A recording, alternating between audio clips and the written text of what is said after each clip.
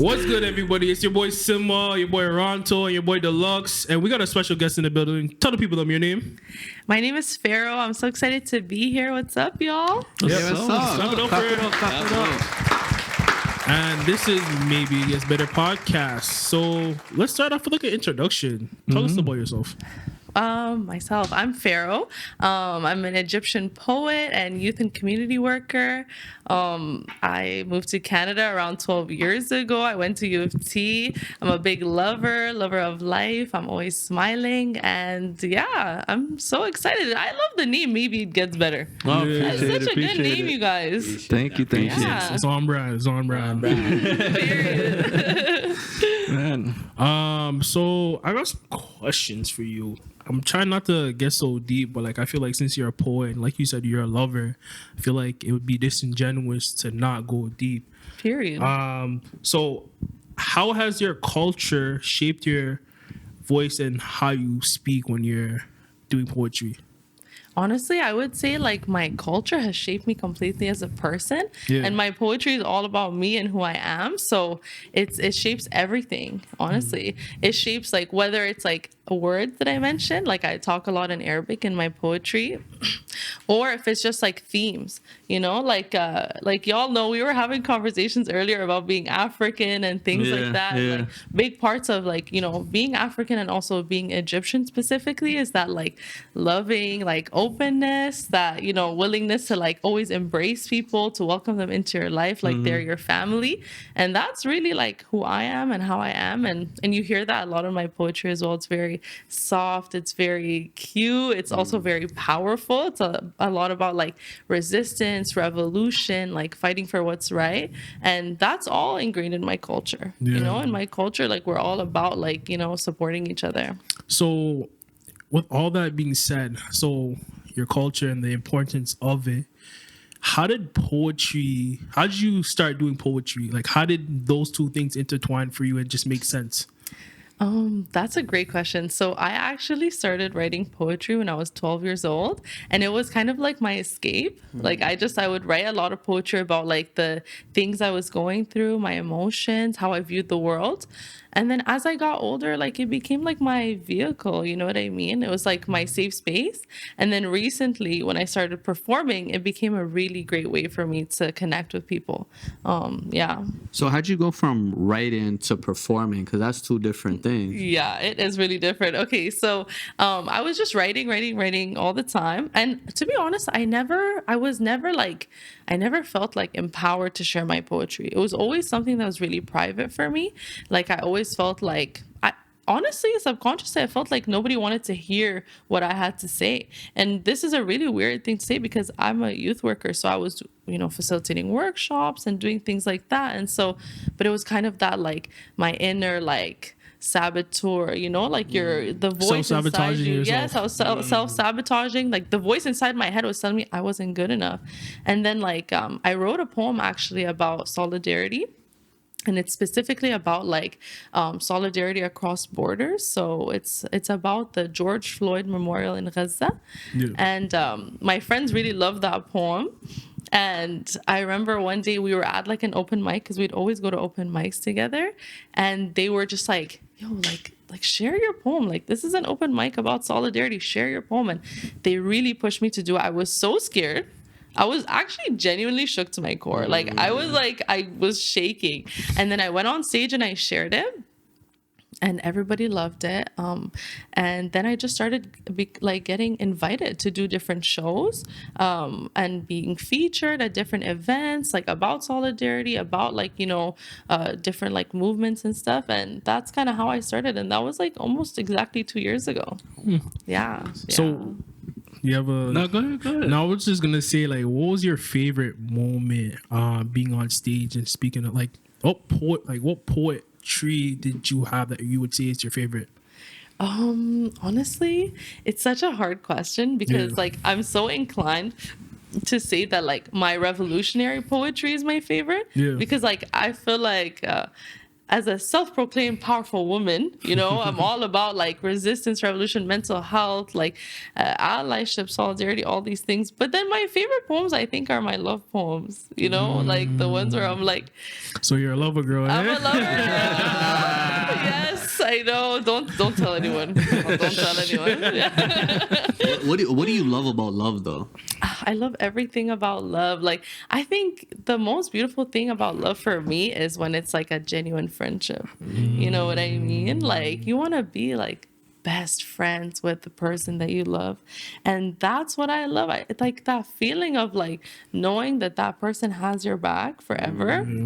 And that you have their back, and that you're always learning more about each other. Like, you don't know each other in your entirety, but you know each other well enough to, like, you know, think about what they like, to consider them, to do beautiful things for them, to show up and to see them smile. I feel like I just love making people happy. Okay. You know? Yeah. So what are like 3 red flags? 3 red flags in a man? Yeah. Oh my god. Red flags.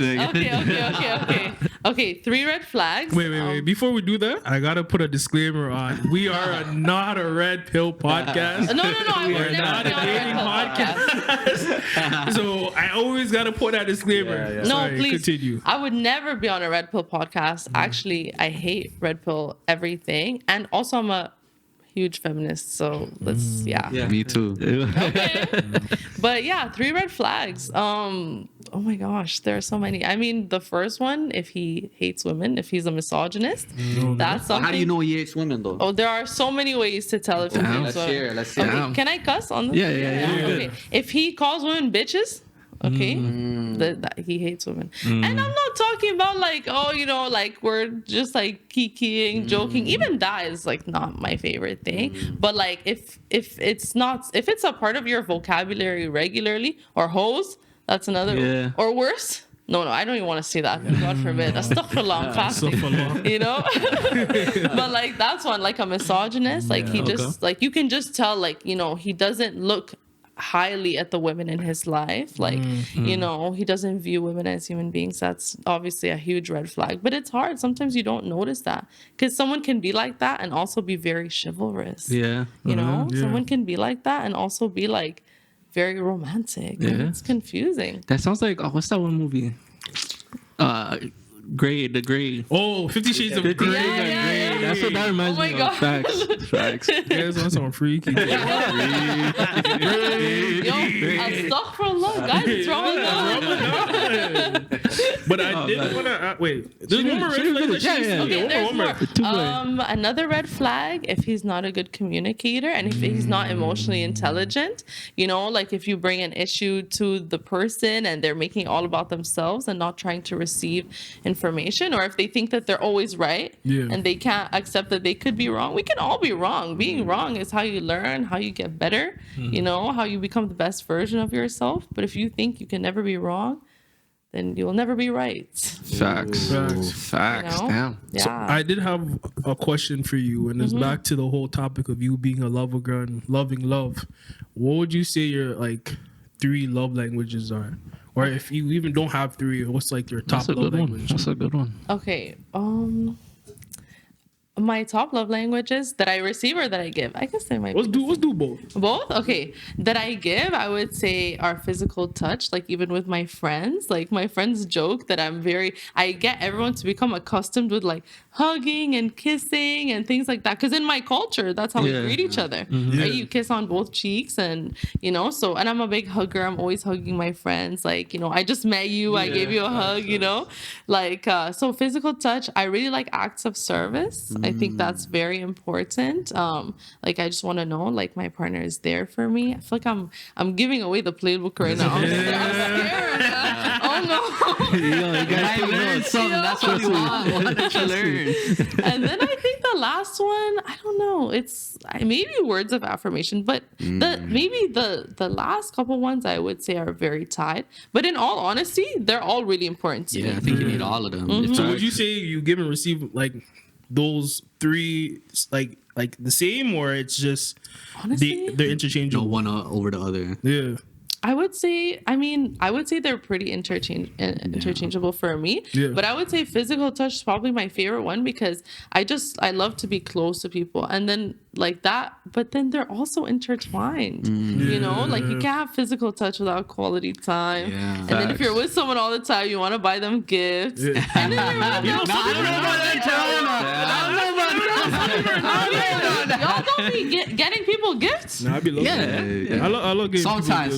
Gifts are The right person. Exactly. But The the right thing is, person. people think that gifts are like all about like, you know, money. No, that could be the Nah, small nah, things, nah. the moments, The ones that are memories. meaningful. Yeah, like me those spending are time the with best. somebody is me giving them a gift. Oh my The god. gift of time. Oh The gift my of God.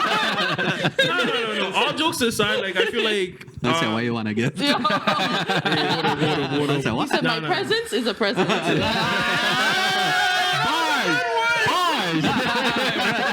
yeah, we got to snap. She's a boy. We got to snap. Come on. Yo, my presence is a present. I'm running with that one still. Good one, He's a president. You better respect that. But you guys have any other questions before we switch gears? Oh yeah. Got questions for days. Have you ever been scared of your own power? Oh my god. We do ask good questions. Whoa. Yeah, I told you, deep questions. That's such a good question. Honestly, I've never thought about that. If I'm being honest, I don't think I would ever fear my own power because I feel like I think everything happens the way it needs to. Like a lot of people say everything happens for a reason. I don't know if I feel that way, but I think everything happens the way it needs to. And I feel like power exists within you, right? There's a difference between like power that you exercise over other people, which is not a good thing, and then power that like comes from within. And when you have power from within, that's something that, you know, it's humbling at the same time. Yeah. So I feel like, is it scary? It's exciting. Like I'm always like in awe at how many things I've been able to accomplish and to achieve, and I'm excited for everything that I'm gonna do in the future. And I think it's exciting. I think it's really exciting. Yeah. How do you guys feel about? Have you ever been scared of your own power? No. No. I feel like if you know what it took to get it, then you would understand what it takes to lose it. Because, for example, like me being in community, or me doing the things that I'm doing now in film and documentary, there's a power in like telling stories. But now it's a power in digital stories because now 1 million people, 1 billion people could watch that one clip, right? So there's a power in kind of like information. So you could be also, like we said before, it's like the power of like positive messages and negative messages, right? So Absolutely. you can, I do definitely feel that. You know why I said nah? Sometimes I don't feel like I'm living up to my full potential. Wow. But I feel like that's a normal experience for a man because sometimes you just feel like you could always be doing more. Yeah. Every like- time. I agree, but I don't know. Like, you know, it's just like, you know, I could be doing something But much why bigger aren't than- you living up to your full potential? I couldn't Do tell you you. feel like something's missing or you're not doing enough? I think I'm doing too much. I'm not like, you know how they say, what was the statement again? Jack Jack of all trades. Jack of master trades, of master of none. none. Yeah. Sometimes I feel like I'm in the point of trying to master a bunch of things instead of just focusing on one thing and just going crazy on it. But you know what's important when it comes to that? Because I'm like that too. I actually work many jobs. Like I have my full-time job. I help my dad with his business. Like he has a store downtown that I help him with. And then I also do poetry and, you know, youth work on the side. And so the key is to find like the point of connection between all Yeah. of those things and then have that be your driving force. Because I like then that. it will inspire you to do everything. And when you make a step in one way, it will push you forward in all the other ways too. Yeah. That's a good solution. I want to touch upon a point you said. You said using your power over other people. I think sometimes it works to do that because, you know, like in a business aspect, like you're working or like even with the pod, like all the time I have to tell these guys what to do, you know? So it's like, you know, so it's like, yeah, clear your throat. But yeah, I think in certain aspects, yeah, you having the power to control people could be a good thing if you do it the right way. You know. So You know what Uncle Ben said? What? With great power comes great responsibility. Yeah. There you go. Oh. There you go. But then it also gives into that conversation of like, what is an effective leader? Exactly. So that's what I was gonna say. It's like you can have power over people, but that's temporary. But if you're a good leader and you show them how to do something a certain way and you inspire them, then that's gonna live with them forever. That's You know That's what true. I mean? That's So true. then now everybody else is gonna be a leader too. So, And there's more leaders, more change, more impact, then that means that everybody else, like you don't want to be the one person that people could point out and be like, that's the boss. But then that means that you're not really uplifting people. You're just making them work under you. And we all know those kind of jobs. Yeah. Usually it's the part-time jobs. There's no growth. Like you're here to do that one role, and I don't care if you do it really well. That's your role, though. Yeah. Facts. Yeah, Facts. and it's important to remember too, like everybody plays such an important part in whatever you're doing, right? Everyone has their own skills that they contribute. So sometimes we see the leader as the most important person, but it's like the leader would be nothing without the rest of the team, Yep, right? that's So Man. Man. Yep. So this is one of my favorite segments of the pod, bothering Ronto. No, I'm joking. So this is Pandora's box, the mystery box. What we usually do is we have the guests open the box, shake the box, then open it, and then answer a question. So let's get into that.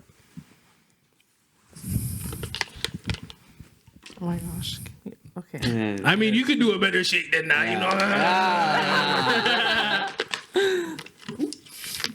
Okay. Shit, Pandora's telling me something. Something's in there. Okay, I'll let you. Something's in Okay. there. Okay. Just grab one. Yeah, just got one question. Here, can I Oh give wait, this Delux, you box? gotta do. You gotta do the little spiel. Oh, we do this little thing where it's always some type of coincidence or whatnot, but anything that we've talked about before, usually sometimes the question reflects that. So tell the people them the question. Okay. In your opinion, what's the most common financial mistake young people make, and how can they avoid it? Oh, it's different. Yeah, Ooh. different. I think That's a it's good been like a question. streak lately. We have to switch it up. The new Stuff. year, Yeah, This is a good question. Okay. Okay. You're in youth work, so you see this question often. Maybe you see this through like experiences, but like, what's your opinion on that? Okay. Financial literacy. I think one of the biggest mistakes is not paying your credit card off every month. Pay your credit card off in full every month. I know it sounds like it's a lot of work and it's hard. Just do it because it's gonna cost you more money in the long run. Oh my God, why did I ask that? Well, the thing about financial literacy is, I'm just joking. It's me. I'm a poet. I'm an artist, so I'm not gonna pretend like I know a lot about financial literacy. But what I do know is that we all have to learn about it. Yeah. Okay, you need to take, and don't be scared. Just do it, because if you don't learn about it as a youth, then you're gonna regret it when you're older. And also, put money into your RRSP. Make automatic deposits into your RSP. It's a good idea. And you won't even notice. And then one day you'll look, and inshallah, you'll have $100,000 without looking. You noticing? Who knows? Yes, Passive, God willing. passive income, right? Yeah. Yep. What? I'm channeling that energy for everybody. In Manifest this it. room. Yes. Yes, I need to yes. follow that. Jeez. You know what I wish was more taught in school? Financial literacy. Sure. I feel Yeah. like that's just I feel like school kind of, I don't want to get into like a whole like rat whatever, but I just felt like school kind of taught us to be consumers, Yeah. not really investors and just people that like actually know finances. So I wish that was more taught. Yeah, that definitely would have set us much Ahead? further ahead and better off if they taught us earlier, and instead of us coming out and getting the credit cards, taking out loans, doing dumb stuff, and just not even budgeting sometimes. A lot of people don't even know how to budget Oh properly. my gosh. So things like that. Yeah, they definitely should have taught us in middle school, high school, so we do better. Or just like life skills. Why don't they teach us life skills in They school? don't no more. What Yeah. are we learning? Like FX equals whatever. I actually like calculus. I'm being Or honest. What's that? trigonometry. Math functions? Huh? Trigonometry. Yeah, I like all that stuff. But Sokoto. what does it do in your life? I mean, it actually does a lot. It but depends. not in our Honestly, day to day. I realize it really depends on what field you do, because it's true. like you never know what you really want to do as a kid, so they teach you, and then it's like when you actually get into that field, whatever you learn that you didn't think you need in school actually comes in handy. Like, Yeah. for my But- job, I have to use But I think there's courses like data management, for example. That's about probabilities, those kind of things. So data management was more like real life stuff. But I see what you're saying. And I feel like, if you have a good teacher, they kind of teach you life skills. Exactly. Like I remember It's ingrained. It's really ingrained. Yeah. Like I remember high school, we had some teachers in like Westfield that just like I still like resonate with, and like be like, I remember just having them like, give me little words of wisdom for like just stuff that I would be doing in school, like skipping or whatever. Like I have this one teacher that paged me, and I never skipped after that. Wow. So Accountability, right? Yeah, A teacher can really change your life, whether they're a good teacher or a bad teacher. If they're a bad teacher, that's a whole other situation. When I first moved to Canada, I went to school in Oakville, and I had some teachers who were actually racist, and that was a whole experience. I was like, it's probably traumatizing. it was very traumatizing. I had a teacher tell me, go back to where you came from. I said, this lady's wild. Well, this was in the States. No, that was here. That was here. Oh my god! She told me go back to where because I think because she knew I was from the States. She said go back to where you came from. I said you go back to where you came from. Where are you from? Like Jeez. if you're not indigenous, you can't be saying that to anybody. You're not from here either. You know, it's crazy. Wow. Let's do another question from the box. You want to do the new one?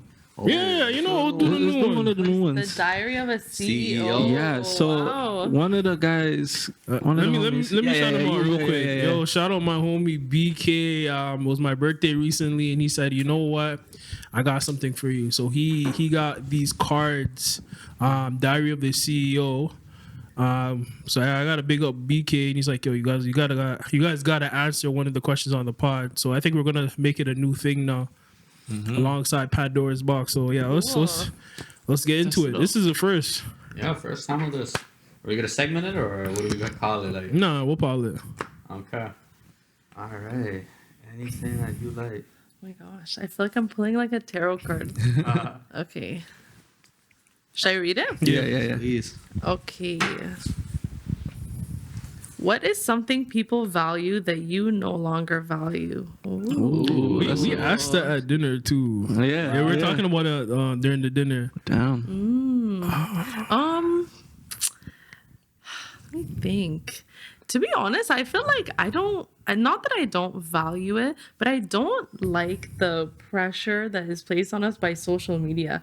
And I know this is very strange because we're on a podcast, and social media can be like a great tool. Yeah. Like as a poet, like I love posting videos and letting and people connecting with it.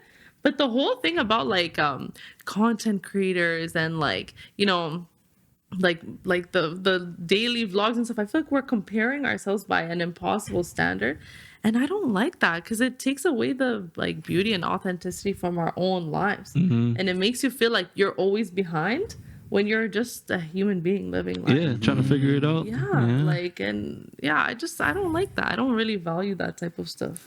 Is it like it's like the dark side of social media that people don't, it's like the expectations or like that feeling like David just said before was like, you just feel like you're just not doing enough because you're always kind of comparing it, and then it's just like, you're like where we have access to a billion things on the internet. So now you're just like, even though you're doing a lot of things, someone else might be like doing more. Exactly. You feel like someone is always doing more than you, and it makes you almost wonder if what you're doing is like worth it. And then it's like, yes, like the most beautiful things happen in the world because we're also different, we're diverse. Like even with artists, you can look at social media and think that like the market is saturated and that a lot of people are doing the same things, but if you don't keep doing the thing that you're doing, you don't know what greatness can come from that. Facts. Imagine all of the greatest artists in the world kept telling themselves like, oh, maybe I shouldn't do this anymore, like, so many people are doing it, then we probably wouldn't have some of the best songs, artwork that we have, that we see in the world, shows, movies, like everything, poems. So yeah, social media is like a blessing and a curse. That's for real. Man. Wait, so say the question again one more time. Okay, what is something people value that you no longer value? Ooh. I might have to steal one of my homies' answers. So my homie Lucas, he said validation.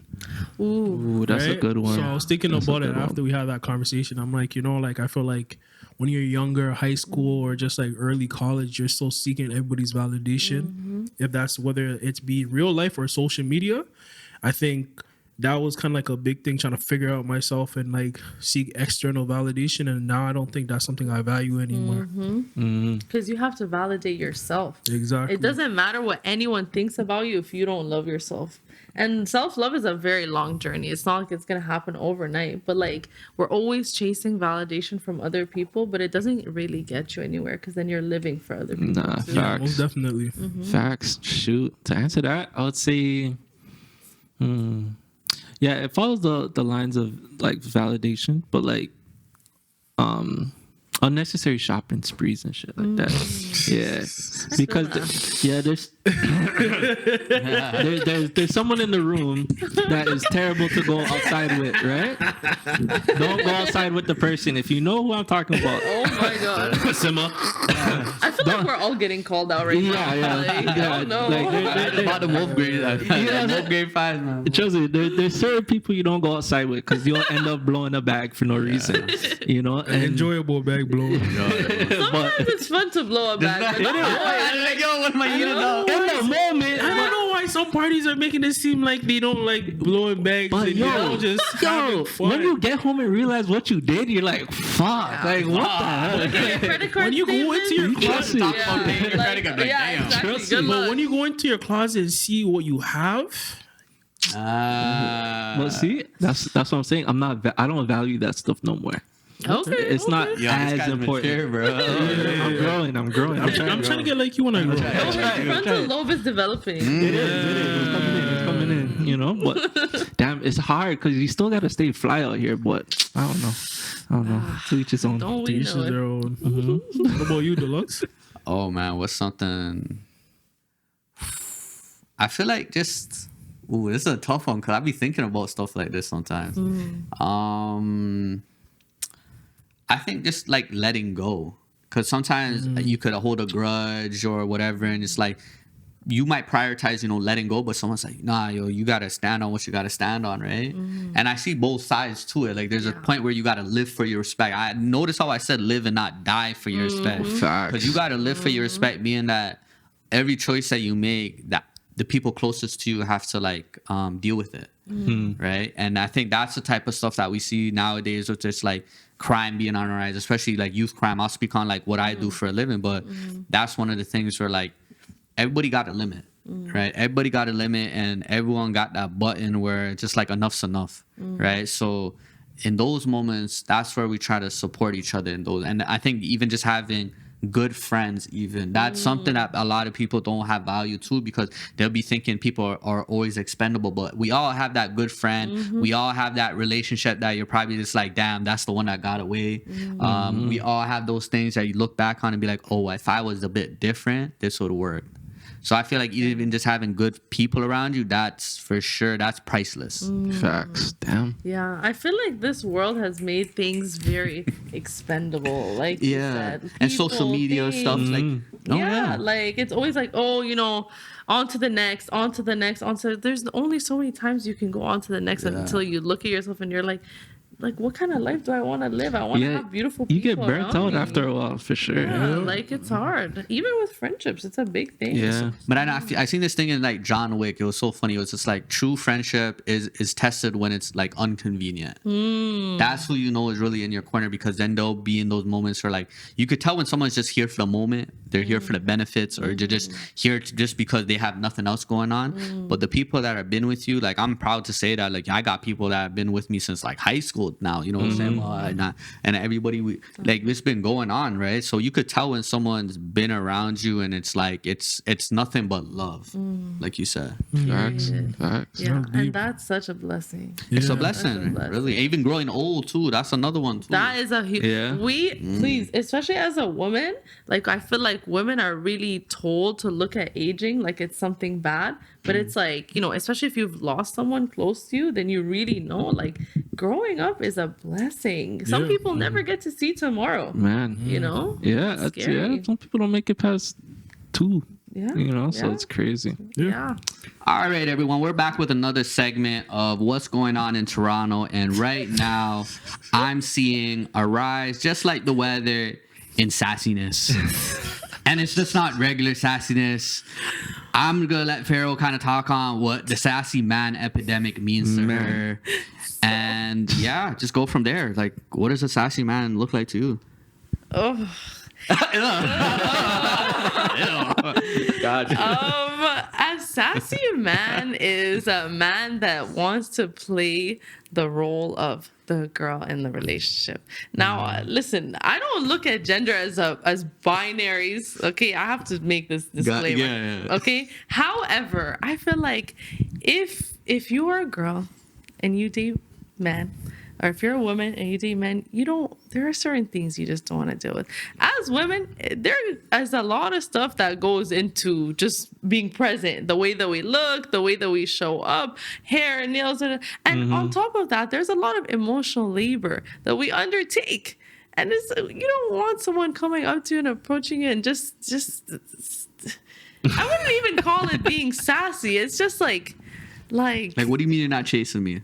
Like, what do you mean you don't want me? What do you want? You want me to do it? You want me to? Oh, you want me to pay the bill? What do you want? You want me to take us out for dinner? It's like when the bill comes, walk away. Yeah. Go with it. I'm sorry, I cannot do that. And I'm not like a traditional person in that way, but I can't deal with that kind of stuff. So no car borrowing.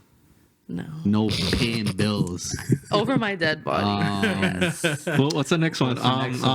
Borrowing money. Borrowing money.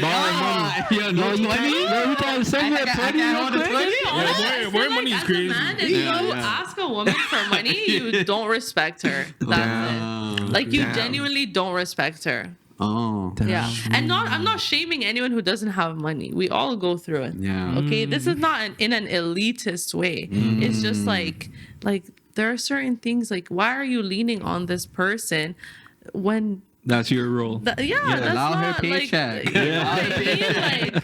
Like it's strange. And I honestly, the best thing about relationships is like feeling loved, feeling wanted, feeling like, the person cares. And if the girl is doing all of that work and the man is just on the receiving end, then it's kind of just like it's very disingenuous, because it's like, do you actually care? Because that's not what men do when they really love someone. Yeah. Men show up when men are in love, they are very beautiful. And if he's not doing that stuff, he does not love you. He does not love you. I'll tell you that right now. He does not love you. I'm sorry. Damn. Yeah. That's straight to the point. Okay, so how do you feel about someone that, like, there's this concept of like dating down or dating upward? Like, what do you think about that? Yeah, like, what do you mean? So when you're in a relationship, let's say that like everyone's on the equal playing field, you're working your job, your partner's working their job, and let's say, for example, someone makes more money than the other person, and they said, you know what, I want this relationship to end because I want to date someone that's similar to where I'm at, versus kind of growing with each other. Because I think I heard that recently, and I was just kind of curious about, like, okay, it's like, was there any love then if you were able to leave someone in that situation? Let's say that you won the lottery and you're like, oh, well, technically I don't want to give you it, so that's it, we're done. That's a tough one. That's really tough, because to a certain extent, I do believe in the like beauty of like growing together in a relationship, and I think that that's possible. But I also feel like that if someone is not happy with themselves, then no amount of growing in the relationship together, it won't make them happy. You guys are not going to be happy in the relationship, because if they're not happy, they're not going to show up in a good way. And so, growth or not, it's not going to work. Like, and sometimes, unfortunately, while people are still in their growth phase, they might not fully, be accepting of themselves, especially in that phase. But if you love yourself and you understand that growth is a part of life, and like it's a part of the journey, that's what makes it beautiful, then you can grow together and it's fine. And you can lean on each other without abusing each other's love. That's another thing. Like, sometimes, people don't want to sacrifice that, and they try to date upwards because they don't want someone to abuse their love or abuse them, financially or any of that stuff. And it's like, that's valid, And people don't want to feel like they're doing something for no reason, Exactly. Yeah. Don't want to go out of their way. I feel like that's where intentional dating comes in. You gotta be know. like, I'm trying to be intentional and everything. So yeah. I kind of want to do something real quick, like in terms of word association. I'm gonna say some words. You tell me the first thing that kind of pops in your head. Oh my gosh. Okay. By the way, I'm fasting. Okay. Yeah. Sacrifice. Love. Partnership. Emotions. Damn. Hmm? I got one. Okay. Business. Success. Ooh. Friendship. Forever. Conflict. Resolution. Yeah. Do one more. Patience.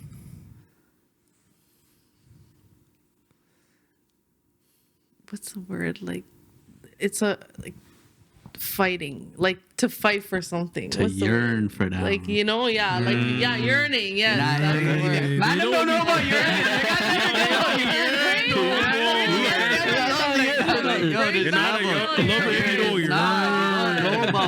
Trust me. That's People not even don't their be yearning vocabulary. anymore. It's Come not on. there yet. It's not there. You're Okay. gonna hear yearning here. And Yo, like, people what don't be is that crying in the mean? rain no more. They don't cry in the Y'all don't be rain. What, with yearning the like boombox? You guys don't write no God. poems for women, bro. You guys aren't doing that. Write a love poem about me so I know it's real. Damn. Like, come There you go. on. Don't you text go. it to her. Pull up on her.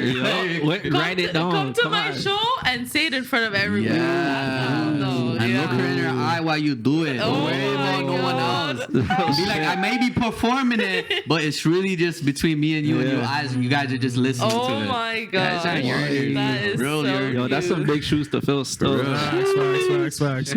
But it's time to get into the last segment of the pod. We don't have a lot of time, so I'm just gonna jump into it. We do talk a lot of bullshit, but we do talk about a lot of real shit. So let's Facts. talk about it. How's your mental health going? My mental health. Yeah. Honestly, my mental health is pretty good these days.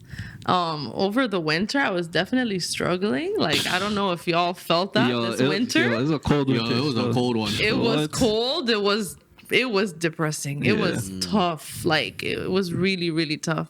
But like, I've been in therapy for like 3 years. Congrats. Thank you. I love therapy. Everybody, if you're thinking, should I go to therapy? Yes, go to therapy. Find a Please therapist do. for you, for real. Yeah.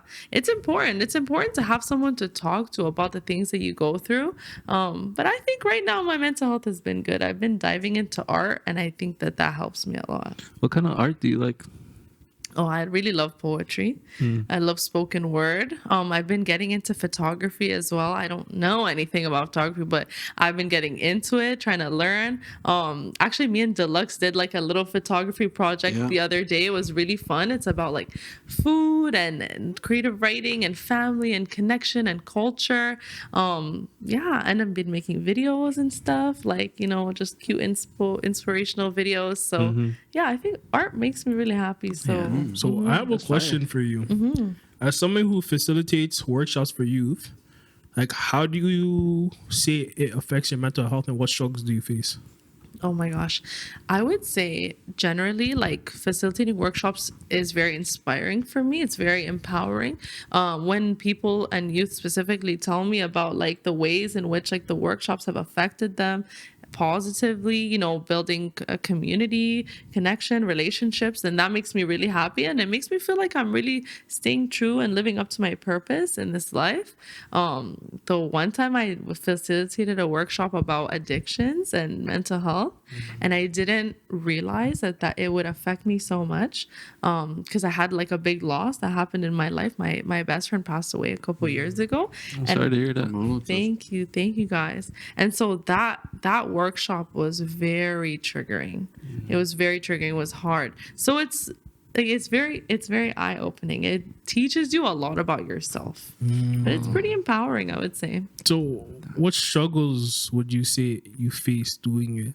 Like what resonated with you the most dealing with like youth and all that type of stuff?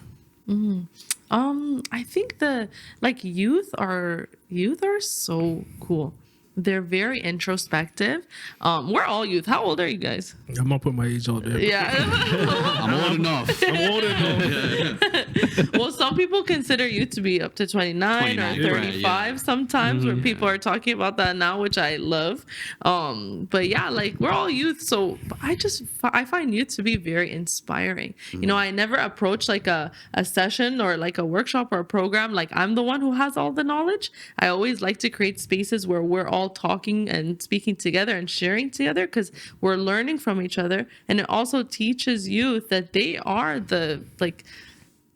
they know everything about their own experience. They're the masters of their own lives, their own experiences. They have all the knowledge within them. And that your lived experience, you can draw from that in any space and it's still valid. You know, like a lot of times we think we have to have like professional, like very specific, you know, knowledge from school and things like that. But it's like, no, you bring your own knowledge to a space, and then creating spaces where people can exchange in that way and learn from each other is very powerful and really empowering for them too. So yeah, youth are just really inspirational. Yeah. Man, I could agree with that one. Okay, I have a question. Quick question. Oh, I'm gonna bring this one back. If you had a box with everything that you ever lost in that box, what's the first thing you're looking for? It's a throwback question. Wow. So, well, I think that's one of such a our good first question. viral Yeah, questions. Actually, yeah. Oh my Oh, god. the one with Duke. Yeah. a Wow. while ago. Oh my god. I need to think about this. Okay, let me think like for 2 seconds and then ask the question again. Okay, Yeah. okay. Okay. What about you guys? Yeah. I don't know. I feel like my answer, like Duke's answer when he answered it, was a pretty good one. Like, Yeah. like it was innocence. Man, first thing I'm looking for,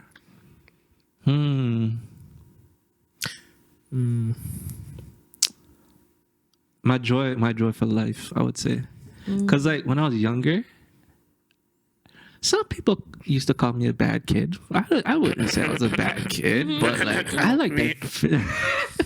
I like the adventure and stuff, you know. So I'm always like finding something to do, and maybe I shouldn't have been doing it. Yes, do I know better? Maybe, but you know, it seemed fun at the time. So I used to just be willing to do anything, you know. And as I got older, I realized like I stepped back from that a lot. I try to be more responsible. Try to be more.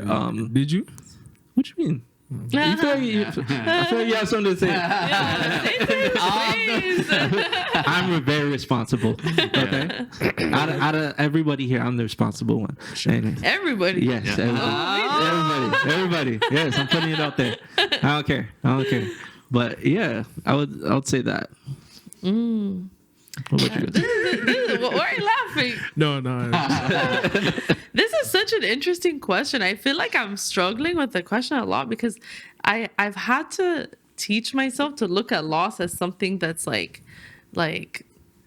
maybe it was meant to happen that way. Like you know? more of a lesson. Yeah, like exactly. Because like okay, last year, for example, I was working at an organization, whatever, and then me and a couple other people, we got laid off. Oh, shit. And so when I would talk about the situation, I'd say I lost my job. And then I started telling myself, I'm like, why do I keep saying I lost my job? I didn't lose anything because they gave me the ability to access so many other opportunities. And I changed my life after that, you know? So it's like, what is it really a loss? A lot of lesson. things. Yeah, It's a you lesson, know, yeah. with people, I would definitely say I lost people, like, you know, people who passed and stuff. But in life, I do feel like everything is a lesson. Even the most painful situations I've experienced, like I had to find a lesson in them because it also just helps you find peace in your life too. Yeah. Facts. You know? All stepping stones. Try to understand it. Yeah, But absolutely. this is the part that I hate the most. It's time to wrap up. So we appreciate you coming through and you sharing your piece and like just some of the stuff that you've been through. Is there anything that you have coming up that the people should be looking out for, or like socials? Yeah. So, if you want to follow me, you can follow me on Instagram at PHARAOHHHTT. That's 4 H's. Gotta count that out. You know? And I'm actually coming out with a project that my best friend Shara and I, and also Delux was a part of it, that we have been working on together along with a lot of our other friends, called Homelands in Our Hands. So it's basically like a photography and like a poetry creative writing project where I've been inviting people that I know, people that I love, to dinner. And what we do is we eat their cultural food. We eat with our hands. And I ask them to tell me stories about, you know, their cultures, their identities, like their memories from back home, Oh, that's things cool. that stand That's out to dope. them, things that they remember, things they love. And then I take all of the information and stuff that they tell me about, and I write a little piece about it. And we take pictures of the food and us eating.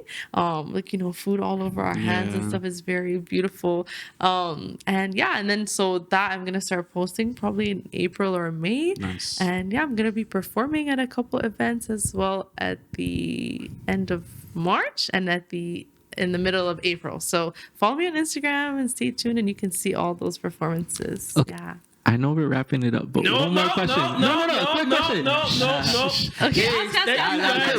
Last question. Last question. Shh. I want to hear Okay, it. everyone's favorite food from their culture. Quick, Okay, go. Quick. Mine is molokhia. It's really good. I will treat you to some molokhia. It's the best. Okay, we're gonna see. You go ahead. I say like PHARAOH. It's like a sweet kind of dessert. Okay, oxtail and rice. Oxtail. I love oxtail. Aki and saltfish with fried dumpling. Okay, there we go. There we have Snap, it. snap. But that has been our episode. Check our episode with Sarah. She was also on the podcast earlier when we first started. That was a good episode. This has been Maybe It Gets Better podcast, powered by Stay Hungry Network. And peace. Hey.